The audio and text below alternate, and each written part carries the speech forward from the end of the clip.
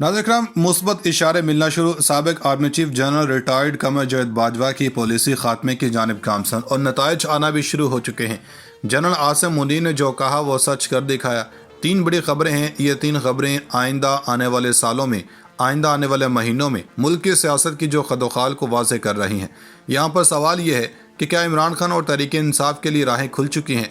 नाज़रीन इकराम, इस वक्त पाकिस्तान के अंदर जो हालात चल रहे हैं, एक जानब तो पिछले 8 महीने हैं, इनमें जिस तरह से पाकिस्तान तहरीक इंसाफ के इस्टेब्लिशमेंट के साथ इंतहाई कशीदा ताल्लुकात रहे, इन ताल्लुकात के हवाले से अब इमरान खान खुलकर बोलना शुरू हो चुके हैं। खुलकर जनरल बाजवा की पॉलिसी, यहाँ तक जो अल्फाज इस्तेमाल किए गए, जनरल बाजवा की फस्तायत जो मौजू हैं, ये इमरान खान के अल्फाज थे और इसके साथ ही साथ नई लीडरशिप के लिए बड़ा वाज़ेह पैगाम भेज रहे हैं। क्योंकि ज़ाहिरी बात है कि जब आज़म सवाती को पकड़ा गया और इन्हें खज्जल ख्वार किया गया, इमरान खान ने एक बार फिर बात की कि हम तो समझ रहे थे कि 8 महीने बाद ये सब खत्म हो जाएंगे। फिर इसके बाद मोहम्मद अली जिन्ना के कोर्ट शेयर करना है। आइन के मुताबिक इन्होंने सिविलियंस को फॉलो करना है और सिविलियंस ने पॉलिसी बनानी है, आइनी रूल में रहें। अब जनरल आसिम मुनीर के हवाले से एक खबर दी थी कि नेशनल सिक्योरिटी वर्कशॉप से खिताब किया था। इन्होंने फौज की एपॉलिटिकल रहने की और आइनी जो सुपरमेसी है, 2 चीज़ों पर इन्होंने कहा था कि मैंने कंप्रोमाइज नहीं करना। एक आइन के बालादस्ती पर और दूसरा अपने इदारे की इज्जत पर कोई हरफ नहीं आने दूंगा। ये 2 चीज़ें बड़ी अहम हैं। ये चीज़ें हो जाएं तो इदारे की इज्जत और तौकीर में फ़ायदा होगा। आइन जो सुप्रीम है, जो सबसे ऊपर है हमारे मुल्क में, इस पर भी कोई हरफ नहीं आना चाहिए। अपनी आइनी रूल से भी निकल कर किसी को कुछ नहीं करना चाहिए। अब 2-3 चीज़ें हैं। एक, लेवल प्लेइंग फील्ड के नाम पर खेल हो रहा है, सिर्फ और सिर्फ इंतकामी कार्रवाइयाँ हो रही हैं। लेकिन अब कुछ चीज़ें हैं जो मुस्बत समझी जा रही हैं। सबसे पहले पीटीए की जानब से पीपल्स पार्टी और नून लीग के फंड्स की दरख्वास्त मंजूर हो गई है। चीफ जस्टिस ने केस के समाअत की और पीटीए रहनुमा फरूख की जानब से पेश करदा दरख्वास्त में इलेक्शन कमीशन को फरीक बनाया गया। दरख्वास्त में कहा गया है कि पार्टी फंड्स के हवाले से कोर्ट को कानून मौजूद है। दरख्वास्त गुजार का कहना है कि 2008 से पीटीए के फंड्स की स्क्रूटनी की गई। पीपल्स पार्टी की सिर्फ 3 साल के फंड्स को स्क्रूट कर रहे हैं और दीगर सियासी जमातों से हटकर पीटीए के साथ अलग सलूक किया गया। दरख्वास्त में इस्तदा की गई कि हुकूमत पार्टी फंड की स्क्रूटनी मुकम्मल करने का हुक्म दे। चीफ जस्टिस ने कहा कि छुट्टियों के बाद की तारीख रख लेते हैं, जिस पर फैसल चौधरी ने कहा कि हमारी इस्तदा है कि तारीख पहले रख दें, ये छोटा सा मसला है। जिस पर चीफ जस्टिस ने कहा कि छोटा सा मसला है मगर अगले हफ्ते और कई मसले हैं। इस सब के अंदर अदालत ने जल्द समाअत की दरख्वास्त की मंजूर कर ली गई और इस केस को अब आगे ले जाया जाएगा और ये प्रोसीड होंगे।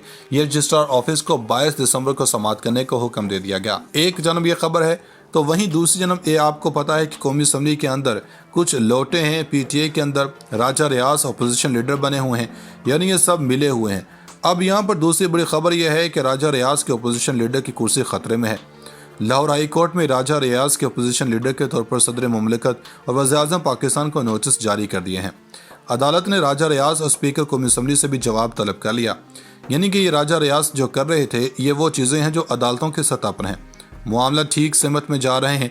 अब आज़म सवाती को जिस तरह से खज्जल ख्वार, फिर शहबाज गिल पर मुकदमात का होना, ये सब कुछ सिलसिले की कड़ी है। क्योंकि पिछला दौर था, क्या ये इसकी एक कंटिन्यूएशन की पॉलिसी थी?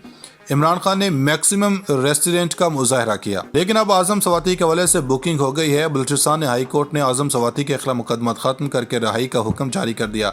पाकिस्तान तहरीक इंसाफ ने तमाम तर मुकदमात ख़त्म करके फौरी तौर पर सेनेटर आज़म सवाती की रिहाई का हुक्म दे दिया और हाशिम काकड़ की सरबराही में एक रुकनी बेंच के समाअत के दौरान तमाम 5 मुकदमात ख़त्म करने का दिया और पुलिस पर भी बरहमी का इजहार किया गया।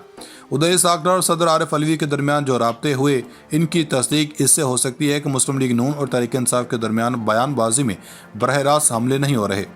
इस दौरान सलमान शहबाज वापस आ चुके हैं और मियां नवाज शरीफ के वतन वापसी के इंतजाम किए जा रहे हैं। ये सब किसी निज़ाम के तहत हो रहा है। उसी निज़ाम से उम्मीद लगाई गई है कि मुल्क को सियासी इंतशार से निकाल लेगा। इसहाक-डार का कहना है कि वो 2014 के धरने के वक्त मुज़ाकराती अमल का हिस्सा थे और बहुत से फैसले उनकी तजावीज़ पर किए गए। कुछ ताज़ा बातों को समझने के लिए पीटीआई और नून लीग के साबिक मुज़ाकरात से मुंसलिक तफसीलात याद करना ज़रूरी है। 2014 के धरने में इमरान खान ने इंतबाह किया कि वज़ीर-ए-आज़म नवाज शरीफ ने अगर इस्तीफ़ा ना दिया तो वो अपने कारकुनों के साथ वज़ीर-ए-आज़म हाउस में दाखिल हो जाएंगे। बात किसी तरफ ना लगी तो पीटीए ने 6 निकात पर मुश्तमिल चार्टर ऑफ डिमांड पेश किया। ये मुतालबात हस्बे ज़ैल थे। ایک وزیر اعظم اور وزیر اعلیٰ پنجاب مستعفی ہوں، حکومت کی 1.5 سالہ مدت کے دوران ہونے والے اخراجات کا آڈٹ کروایا جائے، 2013 کے عام انتخابات میں فراڈ کرنے والے کرداروں کو قانون کے کٹہرے میں لایا جائے، آئندہ انتخابات سے قبل انتخابی اصلاحات متعارف کروائے جائیں، تمام اسمبلیوں کو توڑ کر نئے انتخابات کروائے جائیں، تازہ انتخابات سے قبل غیر جانبدار عبوری حکومت قائم کی جائے۔ اسلام آباد کے ایک ہوٹل میں حکومت اور پی ٹی آئی کے نمائندوں کے درمیان مذاکرات ہوئے۔ پی ٹی آئی کی جانب سے شاہ محمود قریشی، جہانگیر ترین، عارف علوی اور اسد عمر، جبکہ حکومت کی طرف سے عبدالقادر بلوچ، احسن اقبال اور اعجاز الحق شریک ہوئے۔ چودھری نثار نے حکومتی وفد کی قیادت کی۔ مذاکرات کا عمل اگست 2014 سے شروع ہوا اور اس دوران امیر جماعت اسلامی سراج الحق دھرنے میں گئے اور عمران خان کو بڑھتی ہوئی کشیدگی کم کرنے کا مشورہ دیا۔ اعجاز الحق نے بعد ازاں بتایا کہ مذاکرات میں ان کا کردار سہولت کار کا ہے، وہ کسی بحث کا حصہ نہیں۔ پی ٹی آئی کے ساتھ ساتھ دھرنے کا ایک حصہ پاکستان عوامی تحریک کے کارکنوں پر مشتمل تھا۔ عوامی تحریک کے قائد ڈاکٹر طاہر القادری کا مطالبہ تھا کہ سانحہ ماڈل ٹاؤن کے ذمہ دار افراد کے خلاف ایف آئی آر درج کی جائے۔ حکومتی کمیٹی الگ سے ڈاکٹر طاہر القادری سے ملی۔ ڈاکٹر طاہر القادری نے اپنی جانب سے غلام مصطفیٰ کھر، خرم نواز گنڈاپور اور سردار آصف احمد علی پر مشتمل مذاکراتی کمیٹی کا اعلان کیا۔ عمران خان نے سپریم کورٹ پر بھروسہ ظاہر کیا اور کہا کہ 2013 کے انتخابات میں دھاندلی کے معاملے پر سپریم کورٹ جو فیصلہ دے انہیں منظور ہوگا۔ عمران خان نے شہباز اور نواز شریف کو ماڈل ٹاؤن میں معصوم افراد کو قتل کروانے اور دھاندلی کا ذمہ دار ٹھہرایا۔ خرم نواز گنڈاپور نے پریس کانفرنس میں بتایا کہ سعد رفیق، عبدالقادر بلوچ اور ایم کیو ایم کے حیدر عباس رضوی سے بات چیت ہوئی ہے۔ انہوں نے بتایا کہ ڈاکٹر طاہر القادری نے مذاکرات کو نتیجہ خیز بنانے کی ہدایت کر رکھی ہے۔ دھرنے کے دوران بہت سے واقعات پہلو بہ پہلو ہو رہے تھے۔ وزیر اعلیٰ پنجاب شہباز شریف کی army chief general retired Raheel Sharif سے ملاقات بھی ہوئی تھی اور اس ملاقات میں شہباز شریف نے یقین دہانی کروائی کہ پی ٹی آئی اور عوامی تحریک کے ساتھ ڈیڈ لاک کے خاتمے کے لیے بات چیت کا سلسلہ جاری رکھا جائے گا۔ پی ٹی آئی کی جانب سے اعلان آ گیا کہ وہ باقی شرائط کو منجمد کر کے اب صرف وزیر اعظم کے استعفے پر بات کی خواہاں ہیں۔ ڈاکٹر طاہر القادری نے بھی کہا کہ کارکنوں کا احتجاج جاری رہے گا تاہم یہ پرامن ہوگا۔ حکومت نے شوشہ چھوڑا کہ طاہر القادری مذاکرات سے انکاری ہیں، جس کی تردید خود ڈاکٹر طاہر القادری نے فوراً کر دی اور معاملات بنتے بنتے بگڑنے لگے تھے۔ حکومت کی جانب سے دارالحکومت کی سیکیورٹی اور انتظامی مشکلات پر جنرل راحیل شریف سے بات کرنے کے لیے شہباز شریف اور چودھری نثار گئے۔ بعد میں وزیر اعظم نواز شریف نے آرمی چیف سے ملاقات کی اور پی ٹی آئی نے 6 نکاتی چارٹر آف ڈیمانڈز کو نئے سروے سے ترتیب دیا تو یہ نکات سامنے آئے تھے۔ حکومت نے شوشہ چھوڑا کہ طاہر القادری مذاکرات سے انکاری ہیں، جس کی تردید خود ڈاکٹر طاہر القادری نے فوراً کر دی اور معاملات بنتے بنتے بگڑنے لگے تھے۔